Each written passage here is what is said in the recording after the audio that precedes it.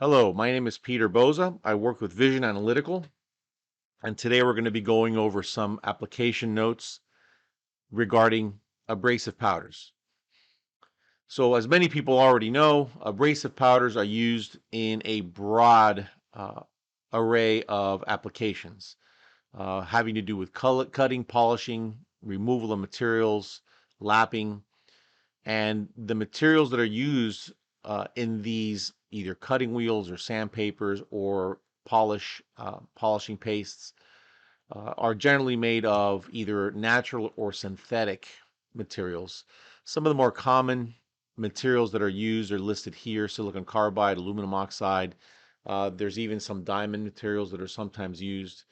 So one has to ask, why would you choose one over the other? It really depends uh, on the particular application.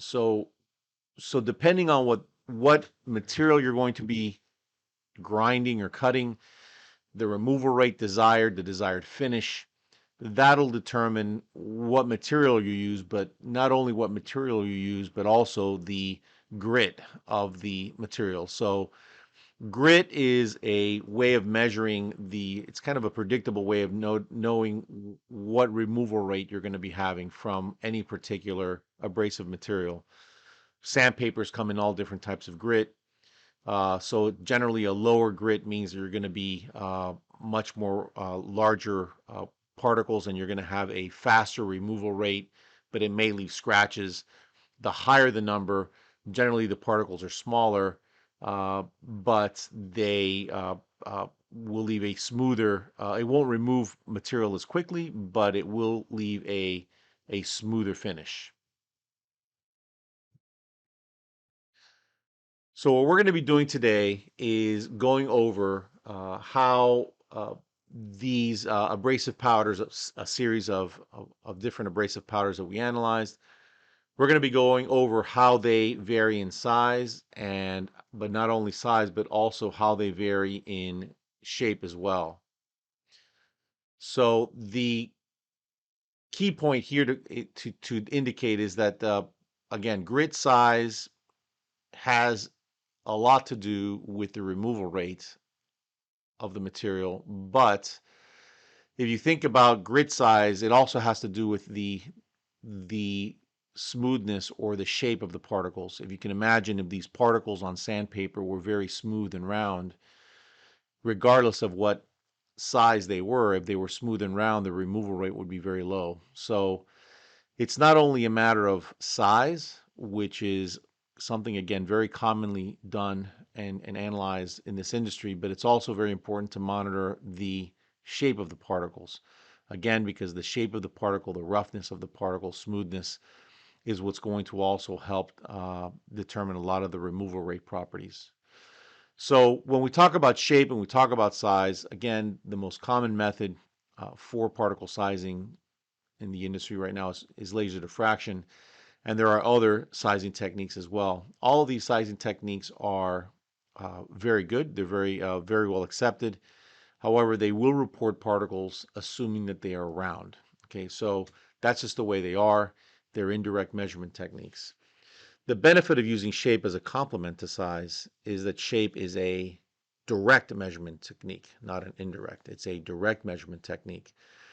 Because it's a direct measurement technique, it gives you the ability to do more analysis. Yes, you can actually do an analysis and you can actually report the particle as if it was round, similar to other size only techniques.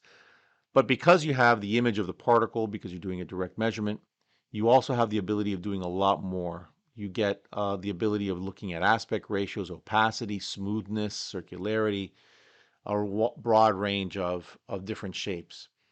And there are some shapes that are dependent on size, and there's some that are not dependent on size. So again, size only techniques, if you assume the particle is round, it'll be very accurate if you're trying to determine the size of particles that are round.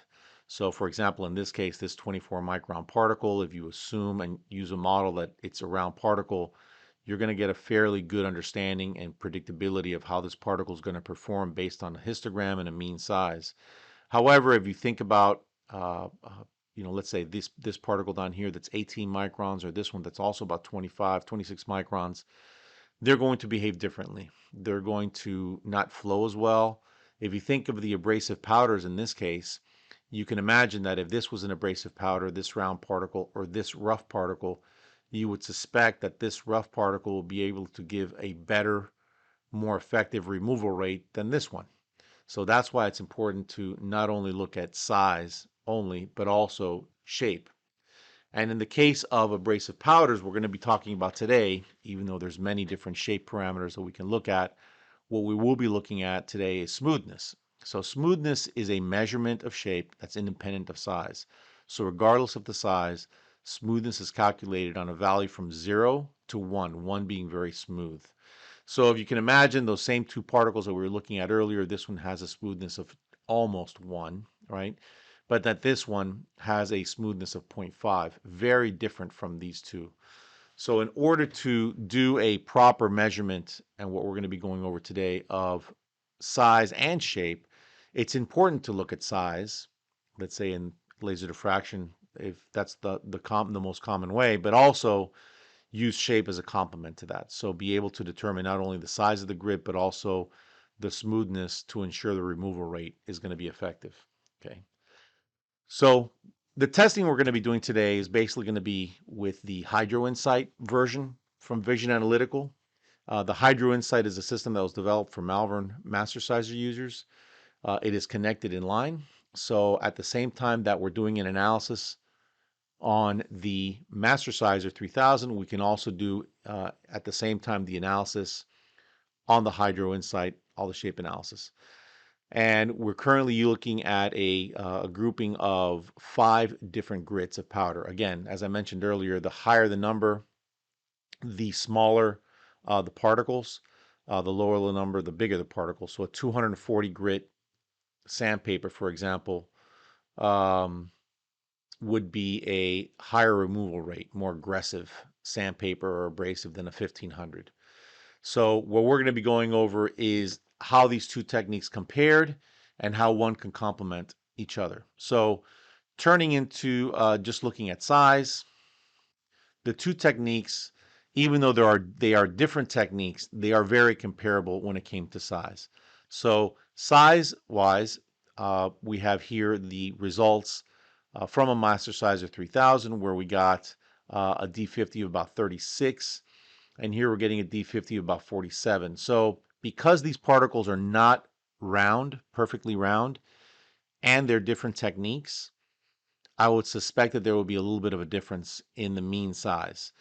And sure enough, that's what we're seeing here. If the particles were completely round, then I would suspect that the two different techniques would give much closer correlation. However, given that they're different techniques and the particles are not round, the fact that we're actually getting pretty, I would consider a 36 to a 47 micron difference to be fairly close. In a minute, we'll see what some of the particles look like, so I'll be able to point out why these particles are not round and why they'd be varying from one technique to the next. So looking at the overlays also tracked pretty well. So looking at the overlay of the Mastersizer, we see the 5 different peaks, 1, 2, 3, 4, 5. Here there were some agglomerates that came out that were there, but 1, 2, 3, 4, 5. The agglomerates were also found in the Insight, but the 5 peaks also tracked. So the fact that we can actually get some kind of a correlation between the different 5 grits and the 5 grits here is good. So the 5 grits, if you can see, there's the 800, the 500, the 320, the 240, and the 1500. They are actually tracking, and the two techniques are working in a similar manner in giving the differences between the different peaks. So this is all very positive. However, I think the most important point to indicate here is, even though the grit size is different, and this is what was very interesting about this result, the grit sizes are definitely different, as you could tell. However, the smoothness is very similar. So I found this especially interesting because the smoothness, again, is something that I would suspect would be very attributable to the removal rate of the abrasive powders. So again, not only is it important to actually ensure that you have the different size grits, but also the smoothness has to be consistent. That allows the manufacturer of these abrasive powders to ensure that the removal rate is going to be consistent uh, to what they expect to every grit, which is very good. Looking at some of the particles and what they look like, and I have listed under here the smoothness.